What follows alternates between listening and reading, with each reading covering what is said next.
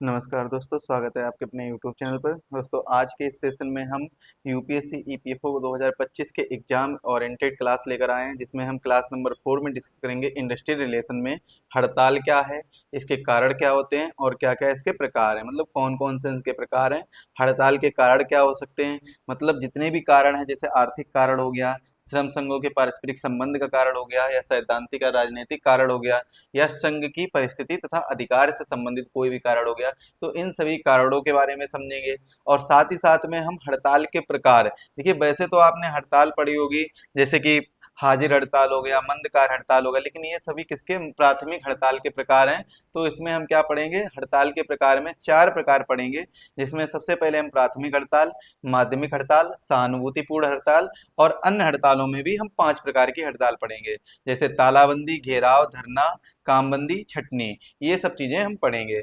तो चलिए स्टार्ट करते हैं आज का ये लेक्चर। और इस लेक्चर के अंतर्गत आपको कंप्लीट इन्फॉर्मेशन दी जाएगी हड़ताल से रिलेटेड। इससे संबंधित अगर आपको पीडीएफ चाहिए तो आप हमारे टेलीग्राम चैनल को ज्वाइन कर लें। डिस्क्रिप्शन बॉक्स में लिंक दी गई है, वहां से आप टेलीग्राम चैनल ज्वाइन कर सकते हैं। लेक्चर शुरू करने से पहले, यदि आप यूपीएससी ईपीएफओ की तैयारी कर रहे हैं और हिंदी माध्यम से हैं, तो आपके लिए एक बहुत ही बेहतर और अच्छा सा कोर्स है, मात्र 349 रुपए में। वैसे तो ये 449 का, लेकिन आप ईपीएफओ 100 या फिर आप हनुमान कूपन कोड यूज करेंगे तो उसके साथ में ही आपको क्या मिल जाएगा, 100 रुपीज का डिस्काउंट मिल जाएगा, और आपको ये कोर्स 349 रुपए में मिल जाएगा। तो जल्दी से इसको परचेज करिए। इसमें आपको कंप्लीट तैयारी कराई जाएगी विद स्ट्रेटजी और गाइडेंस के साथ में पीवाईक्यू सॉल्यूशन भी दिए जाएंगे, टॉपिक वाइज क्विज भी होंगे आपके। इसके बाद में क्लियर एक्सप्लेनेशन दिया जाएगा, हर एक टॉपिक का कंप्लीट सिलेबस कवर कराया जाएगा, टॉपिक वाइज स्ट्रक्चर बेस में आपको कवर कराया जाएगा। चलिए सबसे पहले बात करते हैं हड़ताल की। हड़ताल यानी स्ट्राइक। तो स्ट्राइक क्या होता है, आपको अभी लास्ट क्लास में मैंने बताया था। स्ट्राइक जो है वो किसके द्वारा की जाती है, स्ट्राइक की जाती है वर्कर द्वारा या लेबर द्वारा, या फिर हम कह सकते हैं एम्प्लॉयज द्वारा स्ट्राइक की जाती है। एम्प्लॉयर द्वारा किया किया जाता है, एम्प्लॉयर द्वारा तालाबंदी यानी लॉकआउट किया जाता है।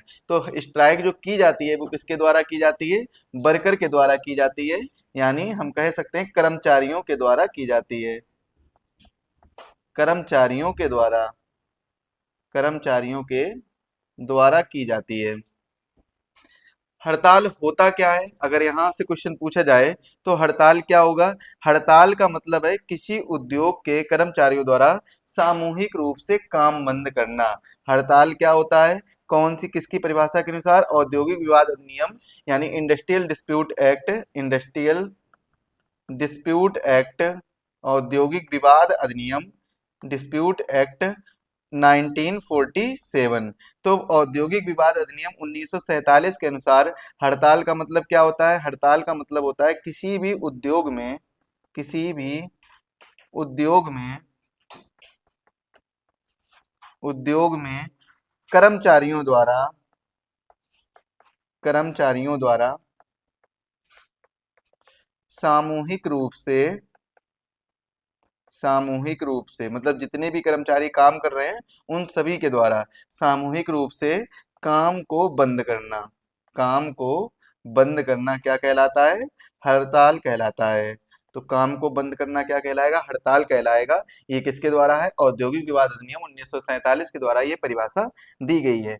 इसके बाद में एक परिभाषा और दी गई, कर्मचारियों द्वारा अस्थायी रूप से काम बंद करना या काम रोकना ताकि उनकी मांगे पूरी की जा सके। तो ये परिभाषा दी गई है क्लाइड ई डेंकर्ट ने।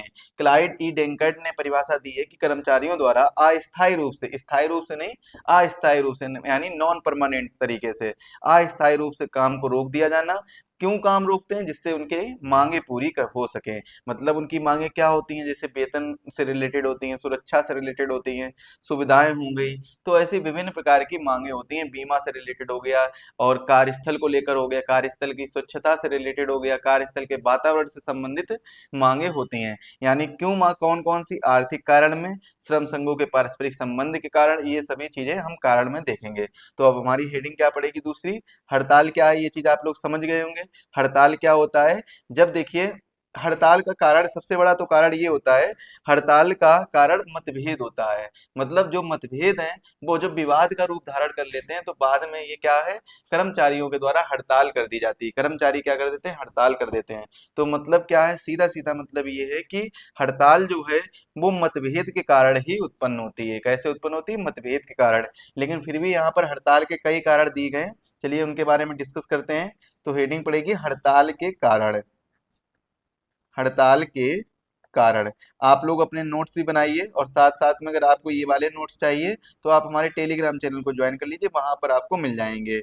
तो हेडिंग क्या थी हमारी, हड़ताल के कारण, यानी रीजन ऑफ स्ट्राइक। तो कौन कौन से रीजन हो सकते हैं उनके बारे में चर्चा करेंगे। तो देखिए बेसिकली तो वैसे रीजन तो यही है कि औद्योगिक विवाद या मतभेद की वजह से या विवाद की वजह से ही क्या होता है, हड़ताल होती है। लेकिन यहाँ पर हम निम्न कारण पढ़ेंगे कौन कौन से। एक तो पढ़ेंगे आर्थिक कारण। एक कौन सा पढ़ेंगे, आर्थिक कारण पढ़ेंगे। दूसरा कौन सा पढ़ेंगे, श्रम संघों, श्रम संघों के पारस्परिक संबंध। श्रम संघों के पारस्परिक संबंध। तीसरा कारण पढ़ेंगे सैद्धांतिक या राजनीतिक कारण। सैद्धांतिक या राजनीतिक कारण।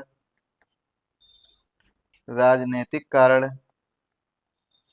चौथा कारण पढ़ेंगे संघ की,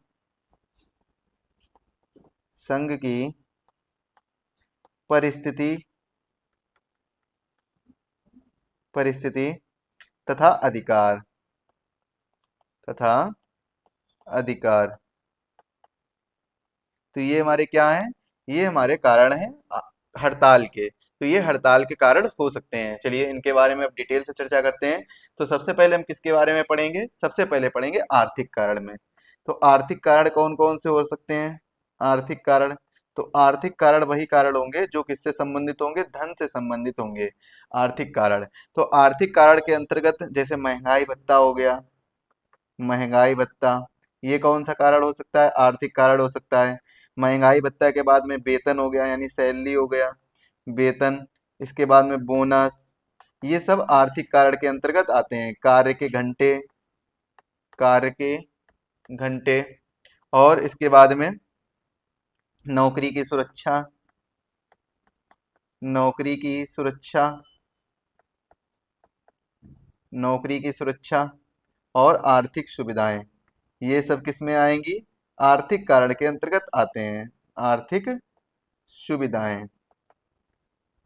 याद रखिएगा ये जितने भी मैंने आपको कारण बताए ये सभी किसके अंतर्गत आएंगे, आर्थिक कारण के अंतर्गत आएंगे। तो ये इंपॉर्टेंट है, इसको याद रखिएगा।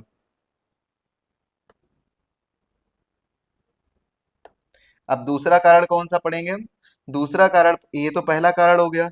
दूसरा कारण कौन सा पढ़ेंगे, दूसरा पढ़ेंगे श्रम संघों की, श्रम संघों की, श्रम संघों के पारस्परिक संबंध।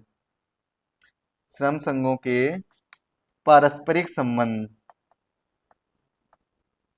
पारस्परिक संबंध। तो कौन कौन से देखिए, श्रम संघों के पारस्परिक संबंध में कौन कौन से कारण आ जाएंगे।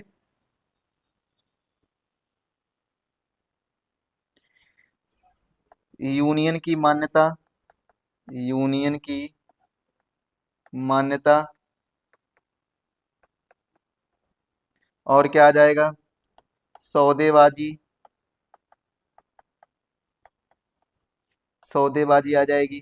प्रतिनिधित्व आ जाएगा, प्रतिनिधित्व और चुनाव। तो ये सभी चीजें आ जाएंगी किसके, श्रम संघों के पारस्परिक संबंध को लेकर। जैसे मान लेते हैं यूनियन की मान्यता को लेकर बात करते हैं। यूनियन की मान्यता का मतलब ये हो गया, यहाँ पर अगर यूनियन की कोई यूनियन होगी उसकी मान्यता नहीं होगी, यानी मतलब यूनियन की कोई भी रिस्पॉन्सिबिलिटी नहीं हो पा रही है, या फिर श्रम संघों का उनके आपस में जो बहुत सारी यूनियन बनी है किसी जगह पर, और उनकी आपस में वो नहीं हो पा रही, रिस्पॉन्सिबल वो नहीं हो पा रहे हैं श्रमिकों के वेलफेयर के लिए, लेबर वेलफेयर के लिए, यानी श्रमिक कल्याण के लिए।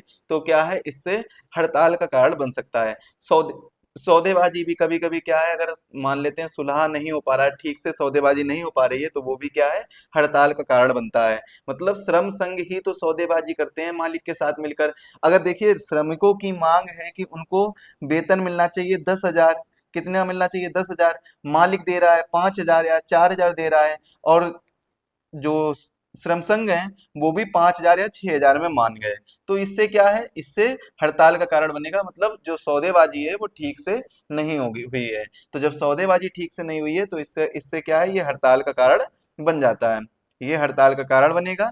तो इसीलिए आपको ये चीज याद रखनी होगी। इसके बाद में प्रतिनिधित्व, अगर अच्छा प्रतिनिधित्व ही नहीं होगा, अच्छा रिप्रेजेंटेटर ही नहीं होगा, तो कैसे मतलब सारी चीजों को लेबर वेलफेयर के लिए काम कर पाएगा वो। मतलब लेबर वेलफेयर यानी श्रमिक कल्याण के लिए कैसे मुद्दों को उठा पाएगा, अगर अच्छा प्रतिनिधित्व कोई नहीं होगा, कोई अच्छा रिप्रेजेंटेटिव नहीं होगा। इसके बाद में चुनाव से संबंधित जो बहुत सी समस्याएं आती हैं वो भी हड़ताल का कारण बनती हैं। आगे देखते हैं तीसरा क्या था।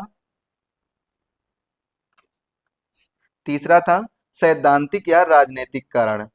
सैद्धांतिक, सैद्धांतिक या राजनीतिक कारण। राजनीतिक कारण, तो सैद्धांतिक या राजनीतिक कारण के अंतर्गत कौन कौन से कारण आ जाएंगे, इसमें आ जाएंगे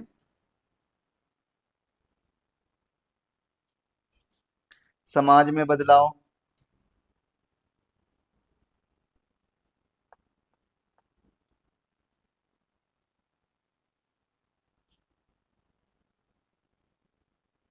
थोड़ा सा यहाँ पर गलत हो गया है, ये चीज को हटा दीजिए।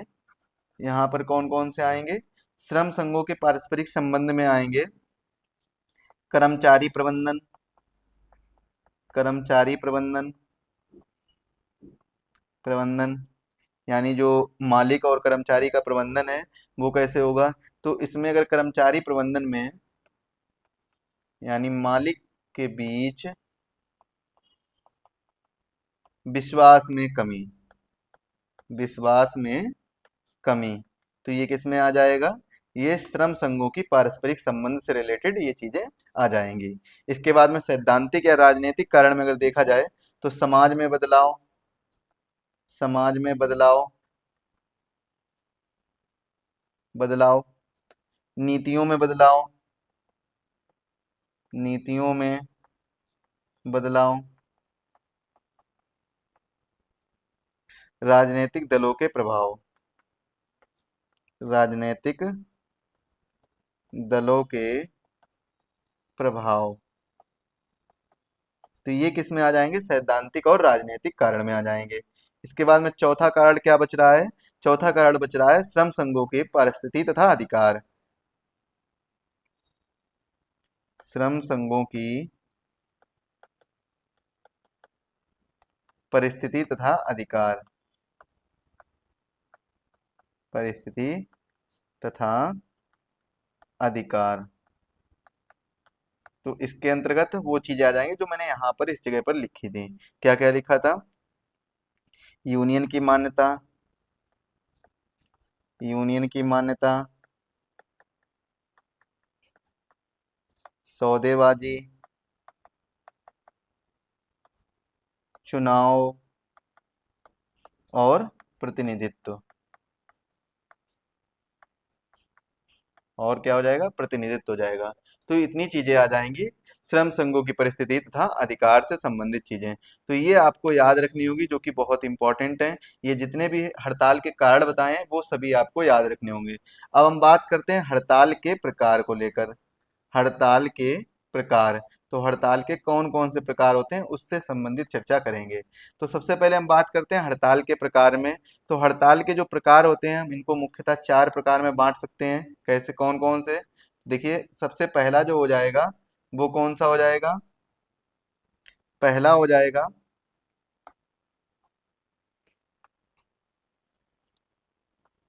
हड़ताल के प्रकार,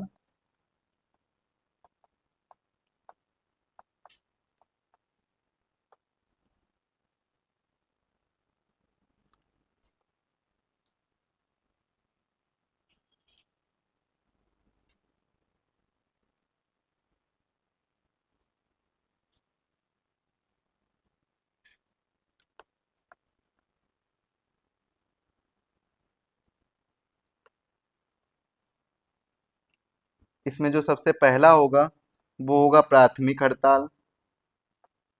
प्राथमिक हड़ताल,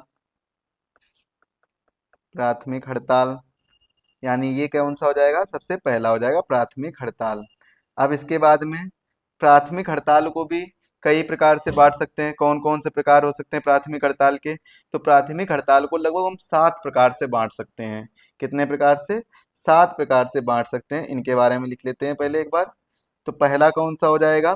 पहला हो जाएगा हाजिर हड़ताल। पहला हो जाएगा कौन सा? हाजिर हड़ताल। दूसरा कौन सा हो जाएगा? मंद कार्य हड़ताल। मंद कार्य हड़ताल। मंद कार्य हड़ताल। तीसरा कौन सा हो जाएगा? तीसरा हो जाएगा गैर हाजिर हड़ताल। गैर हाजिर हड़ताल। चौथा कौन सा हो जाएगा? चौथा हो जाएगा सांकेतिक हड़ताल। सांकेतिक हड़ताल, या इसे हम क्या बोल सकते हैं? त्वरित हड़ताल भी बोल, सॉरी, विरोध हड़ताल। विरोध हड़ताल भी बोलते हैं। विरोध हड़ताल। सांकेतिक हड़ताल को भी कौन सी बोलते हैं? विरोध हड़ताल बोलते हैं। इसके बाद में नियम पालन हड़ताल। नियम पालन हड़ताल। नियम पालन हड़ताल के बाद में भूख हड़ताल।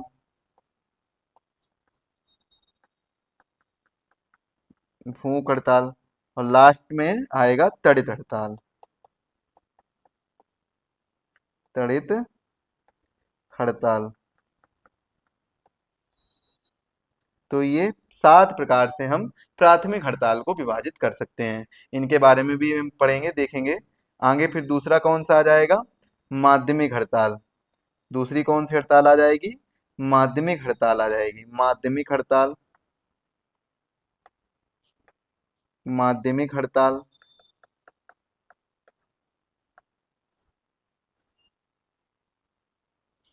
माध्यमिक हड़ताल के बाद में आएगी सहानुभूतिपूर्ण हड़ताल।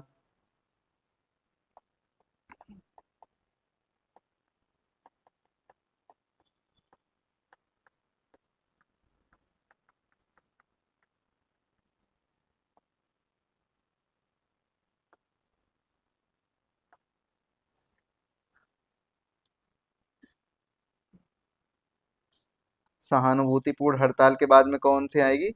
अन्य हड़ताल। अन्य हड़ताल। और अन्य हड़ताल में हम किसके किसके बारे में पढ़ेंगे, उसको भी यहाँ पर नोट कर लेंगे। अन्य हड़ताल में हम पढ़ेंगे किसके बारे में? सबसे पहले पढ़ेंगे तालाबंदी।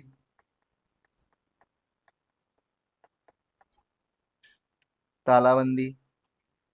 इसके बाद में पढ़ेंगे घेराव। और फिर धरना। इसके बाद में कामबंदी। और इसके बाद में हम पढ़ेंगे छटनी। इसके बाद में क्या पढ़ेंगे? छटनी। तो ये क्या है? ये आपके हड़ताल के प्रकार हो गए। इतने हड़ताल के प्रकार के बारे में, यानी प्राथमिक हड़ताल, माध्यमिक हड़ताल, सहानुभूतिपूर्ण हड़ताल, अन्य हड़ताल, इनके बारे में हम पढ़ेंगे आज के इस सेशन में, जो भी आपका चल रहा है करंट में। तो सबसे पहले हम देखते हैं प्राथमिक हड़ताल। इसको यहीं पर समझ लेते हैं, बस आपको थोड़ा थोड़ा समझना है, बाकी इसमें कुछ खास नहीं है और क्वेश्चन भी यहाँ से ज़्यादा नहीं पूछे जाएंगे। एक बार समझ जाएंगे तो याद भी हो जाएगा। हाजिर हड़ताल को क्या बोलते हैं? स्टे इन स्ट्राइक, या फिर सिट डाउन, या फिर पेन डाउन स्ट्राइक।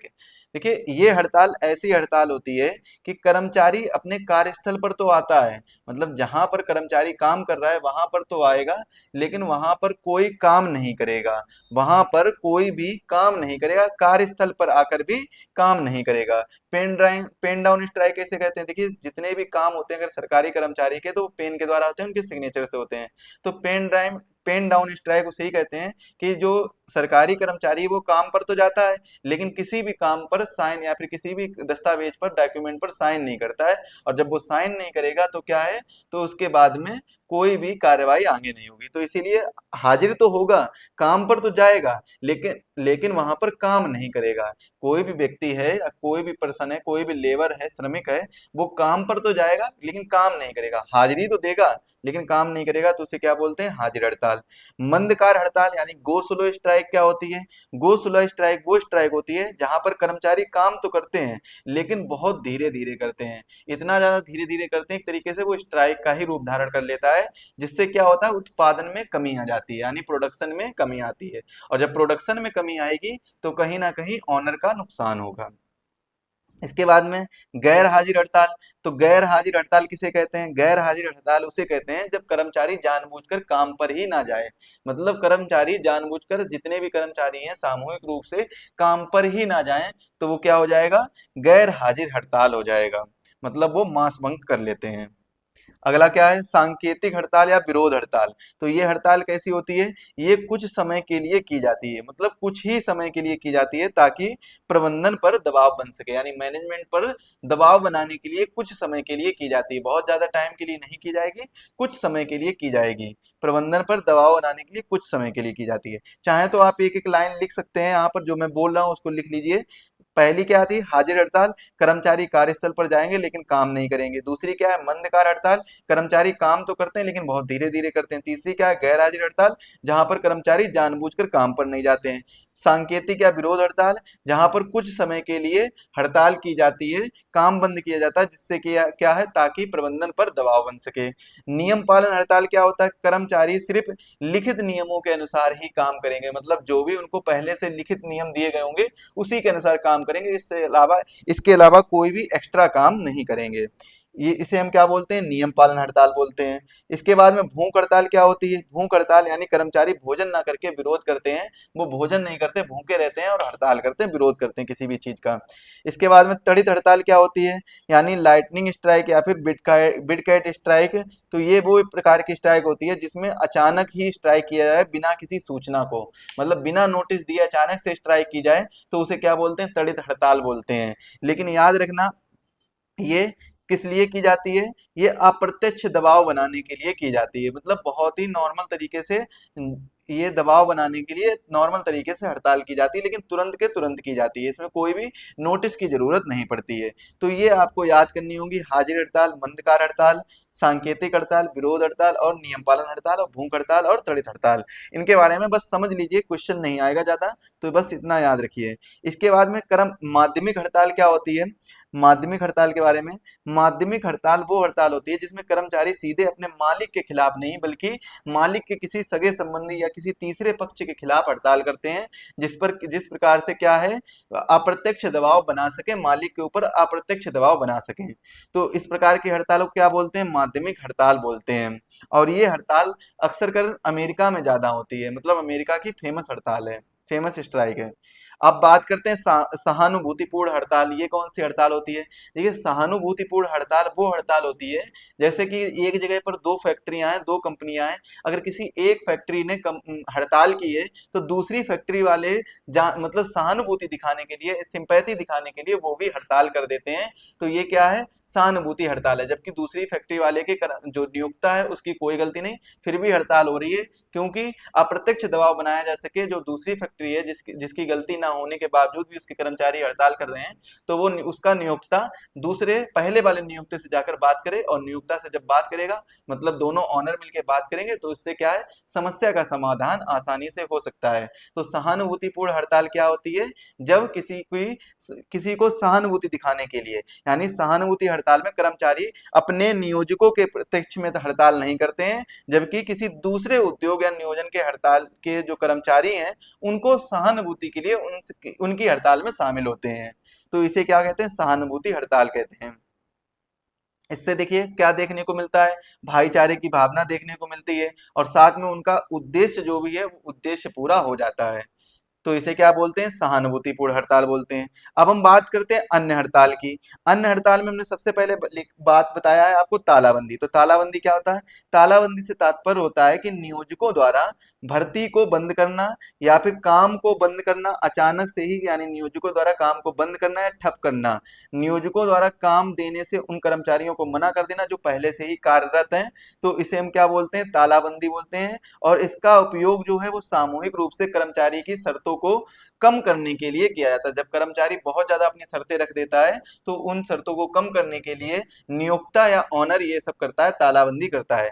घेराव, इसके बारे में बात, घेराव क्या होता है, भारत में मांगों की पूर्ति के लिए उच्च अधिकारियों को घेर कर ये तरीका ज्यादा अपनाया जाता है, घेर कर खड़े हो जाना, मतलब उनकी गाड़ी के आसपास, उनके ऑफिस के बाहर खड़े हो जाना घेर कर, जिससे वो कहीं निकल ना सके, जा ना सके। तो इससे कर्मचारी अधिकारी कर्मचारियों या प्रबंधकों को लगातार कई घंटों तक उनके कार्यस्थल पर घेरे रहते हैं और उन्हें बाहर नहीं निकलने देते हैं। तो इस प्रकार के हड़ताल को घेराव कहते हैं। धरना किसे कहते हैं, जब कर्मचारी नियोजक के सामने धरना देते हैं और वह बैलेट, घोषणा पत्र, फ्लैश कार्ड का उपयोग करके सभी को धरना से अवगत कराने के लिए अगर धरना देते हैं सामने बैठकर, तो इससे क्या होता है, इसे बोलते हैं धरना प्रदर्शन बोलते हैं, धरना बोलते हैं। कामबंदी क्या होता है, कामबंदी होता है साधनों की कमी के कारण जब नियोजक कर्मचारियों को काम देने में असमर्थ हो जाता है तो उसे क्या बोलते हैं, कामबंदी बोलते हैं। और इसी इसी के कारण क्या होता है, छटनी होती है। इस वजह से क्या होता है, छटनी होती है।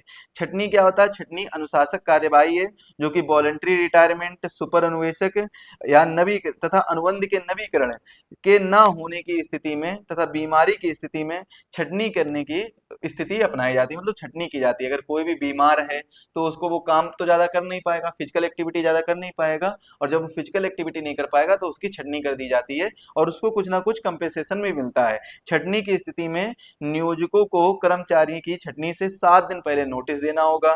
प्रतिष्ठान के 50 से अधिक, यदि किसी भी प्रतिष्ठान में 50 से अधिक है, 100 से कम कर्मचारी हैं, तो छटनी की स्थिति में नियोजकों को कर्मचारियों को मुआवजा देना होगा। मतलब 50 से अधिक है लेकिन 100 से कम है तो उनको मुआवजा देना होगा। और अगर कोई कर्मचारी किसी प्रतिष्ठान में लगातार 1 साल से काम कर रहा हो तो छटनी की स्थिति में क्या है, उसे मुआवजा मिलेगा, किसके द्वारा, नियोक्ता के द्वारा। लेकिन हाँ, एक चीज और है, अगर कोई नियोजक कर्मचारी को दूसरा या वैकल्पिक रोजगार देता है, वो भी कितने, 5 मील के रेडियस में, तो क्या अगर चाहे वो कर्मचारी उसे एक्सेप्ट करे या रिजेक्ट कर दे, तो इस स्थिति में क्या होगा, उसको मुआवजा नहीं मिलेगा। किसको, कर्मचारी को मुआवजा नहीं मिलेगा। ये चीज आप लोग याद रखेंगे। चलिए, आज के लेक्चर के लिए बस इतना ही रखते हैं, मिलेंगे अगले लेक्चर में। तब तक के लिए आप सभी को धन्यवाद। और जिस भी साथी ने अभी तक हमारा कोर्स परचेज नहीं किया है तो वो कोर्स जरूर परचेज कर लें। यहाँ पर आपको कुल डेमो वीडियो दिए गए, तो डेमो वीडियो चेक कर लीजिए। कंप्लीट सिलेबस वीडियो के माध्यम से कराया जा रहा है और रिकॉर्डेड वीडियो मिल रहे हैं। कौन से, किस प्रकार से वीडियो, रिकॉर्डेड वीडियो मिल रहे हैं, जिससे कि कोर्स पूरा जल्दी कराया जा सके। तो जिसने भी कोर्स नहीं लिया, कोर्स को परचेज कर लीजिए, बहुत जल्द इसके प्राइस बढ़ जाएंगे, तो अभी से जल्दी जाकर इसको परचेज कर लीजिए। मात्र 349 रुपए में ये कोर्स मिल रहा है। मिलेंगे अगले लेक्चर में, तब तक के लिए आप सभी को धन्यवाद।